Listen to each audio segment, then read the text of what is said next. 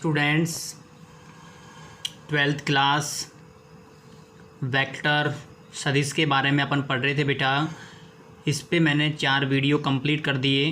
13.2 समाप्ति की ओर है। क्वेश्चन नंबर 14 मैंने राइट किया है, वेरी इंपॉर्टेंट क्वेश्चन है। 3 नंबर में ये क्वेश्चन बोर्ड के एग्ज़ाम में आ चुका है।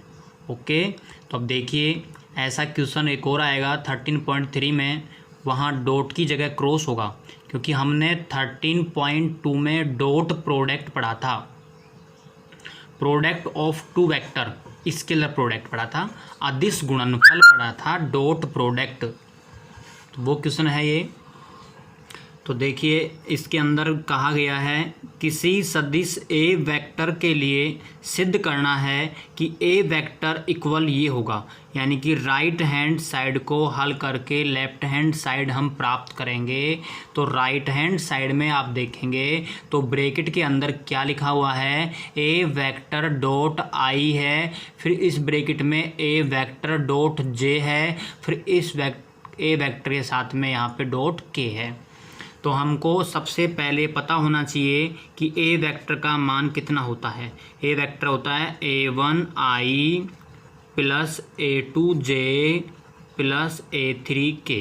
ये बात याद रखना। यदि यहाँ बी वेक्टर होता तो B1i plus B2j plus B3k। यदि यहाँ पे सी वेक्टर होता तो C1 आता, C2 आता और C3 आता। ये याद रहेगा ए वेक्टर का फॉर्मूला। अब हम इस ब्रैकेट को पहले फाइंड कर लेंगे कि ए वेक्टर डॉट आई कैप का मान कितना आएगा।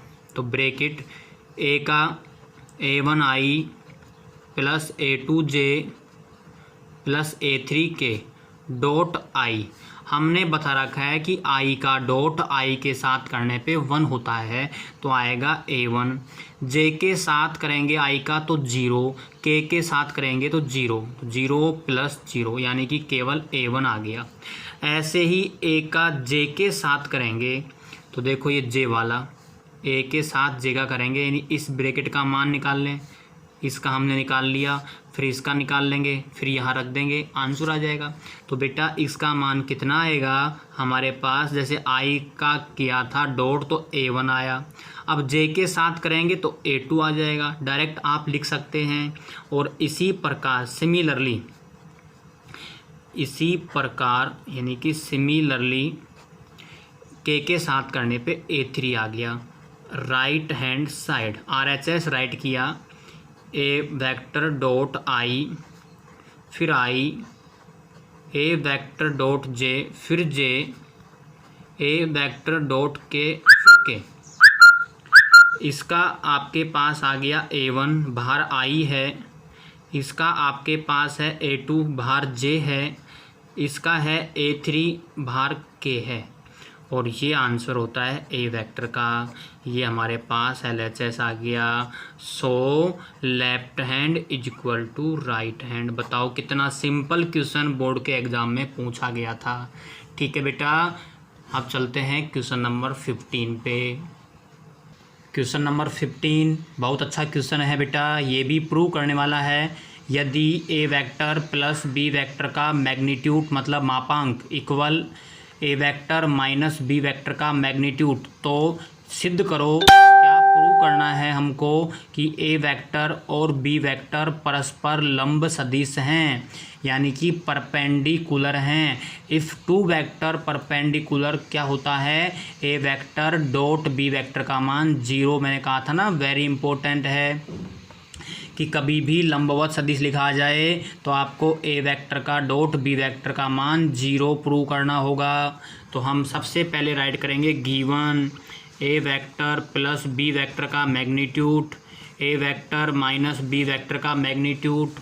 अब हम जब ऐसा क्वेश्चन मैंने आपको लास्ट वीडियो में सोल्व करवाया था, याद करो बेटा, कभी भी मैग्नीट्यूड आ जाए तो मैंने क्या कहा था, उसका स्क्वायर कर देना, और उसका स्क्वायर इधर भी कर दिया और स्क्वायर इधर भी कर दिया।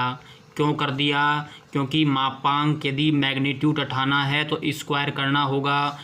उसका रीज़न क्या है, ए वेक्टर के मैग्नीट्यूड का स्क्वायर का मतलब होता है ए डॉट ए तो डॉट में कन्वर्ट करने के लिए हम इसका स्क्वायर करते हैं। तो देखो अंदर ए था तो ए डॉट ए आ गया, यदि बी होता तो बी डॉट बी आता। यहाँ पे अंदर कौन है, ए प्लस बी है, तो आपको यहाँ A plus B dot A plus B लिखना होगा।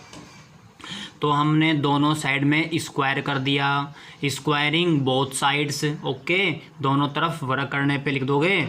अब देखो बेटा इसका मतलब हो गया A vector plus B vector dot A vector plus B vector is equal to A vector minus B vector dot A vector minus B vector implies dot मालूम पड़ गया ना, स्क्वायर हटाने के लिए ये लिखा। अब इन दोनों को डॉट कर देंगे, ए डॉट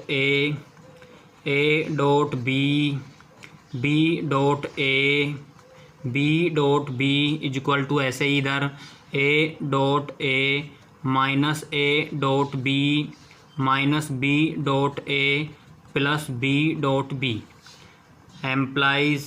इसका मतलब हो गया ए वेक्टर के मैग्नीट्यूड का स्क्वायर, इसका मतलब हो गया 2a डॉट बी प्लस इसका हो गया बी वेक्टर के मैग्नीट्यूड का स्क्वायर।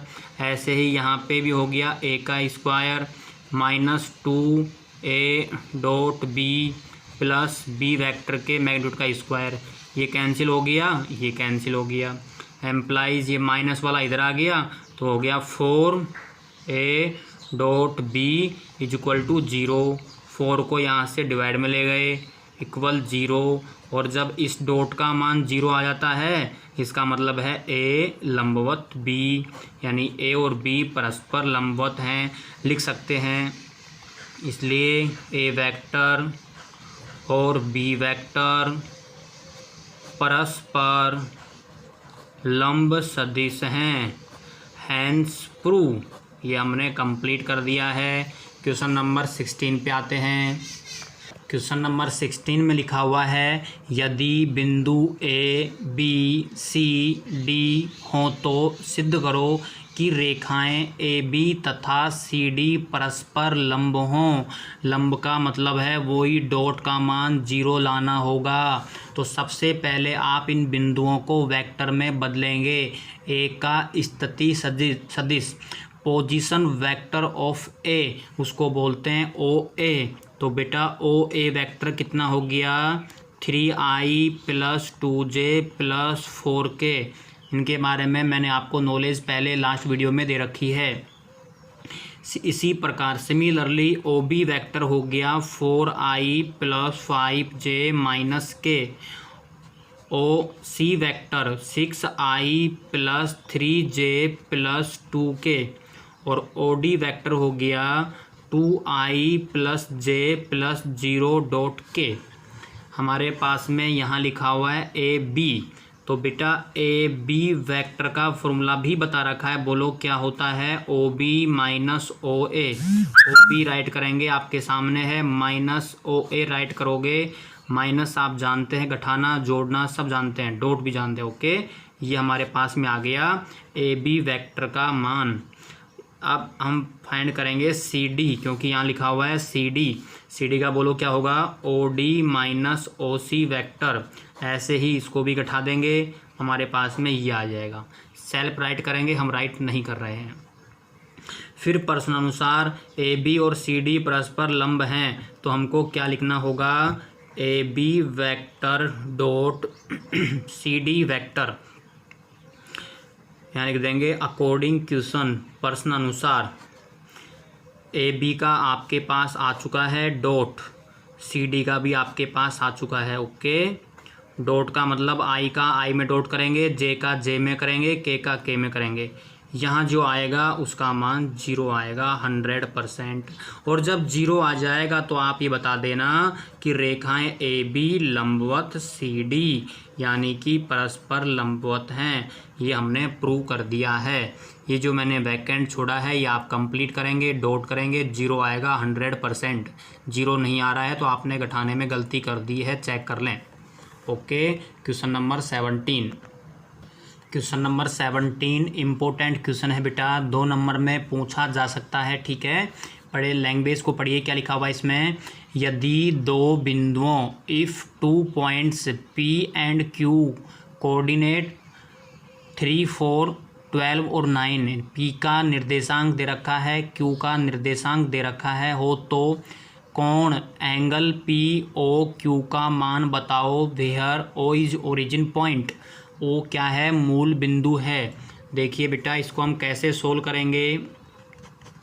यहाँ पे ओ हमने लिख दिया मूल बिंदु है, ये मान लिया हमने पी और ये मान लिया हमने क्यू, और ये एंगल आपको बताना है कि कितना होगा, यानी पी ओ क्यू बताना है।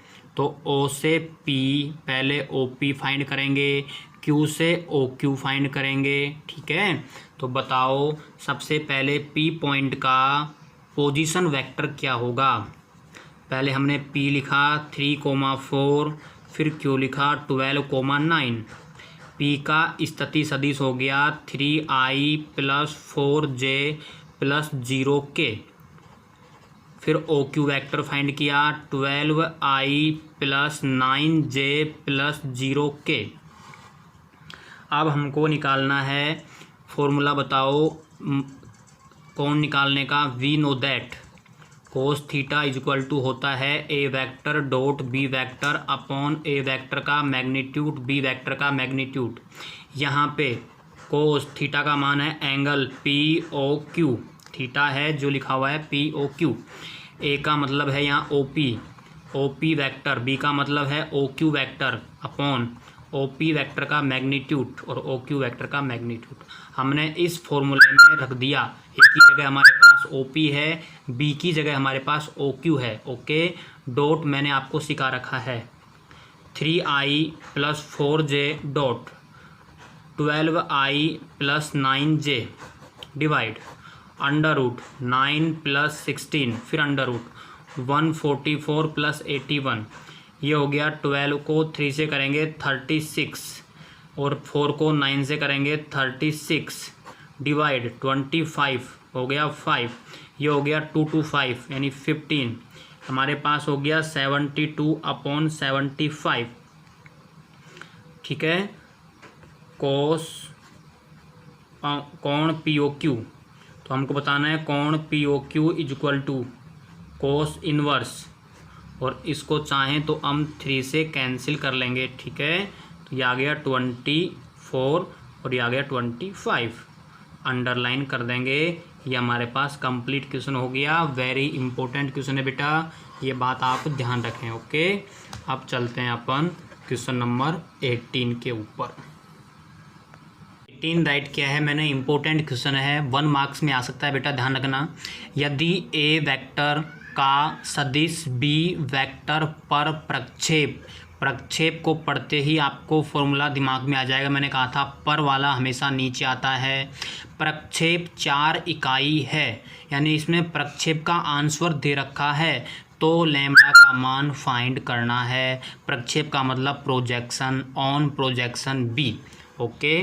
तो आप सबसे पहले राइट करेंगे ए वेक्टर कि lambda i + j + 4k, B vector दे रखा है 2i + 6j + 3k।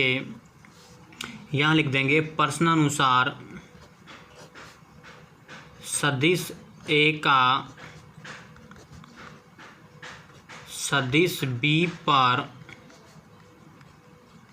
प्रक्षेप equal to 4 implies A vector dot B vector upon B vector का magnitude is 4 implies lambda i + j + 4k dot 2i + 6j + 3k divide √4 + 36 + 9 = 4 implies dot करेंगे तो 2 lambda + 6 एकम 6 + 4 तिया 12, ये हो गया 40 49, इसका होता है 7 = 4 एम्प्लाइज ये हो गया 2 लैम्बडा + 18 = 28 एम्प्लाइज 2 लैम्बडा = 10 और लैम्बडा = 5 ब्रैकेट अंडरलाइन। ऐसे एग्ज़ाम में आने वाला वेरी इंपॉर्टेंट क्वेश्चन है, क्योंकि अब से पहले आपने प्रक्षेप ज्ञात किया था, इसमें प्रक्षेप दे रखा है, लैम्बडा का मान पूछा गया। ओके बाय बाय, जितने मैंने किए हैं वो पूरे कर लेना बेटा, कंप्लीट।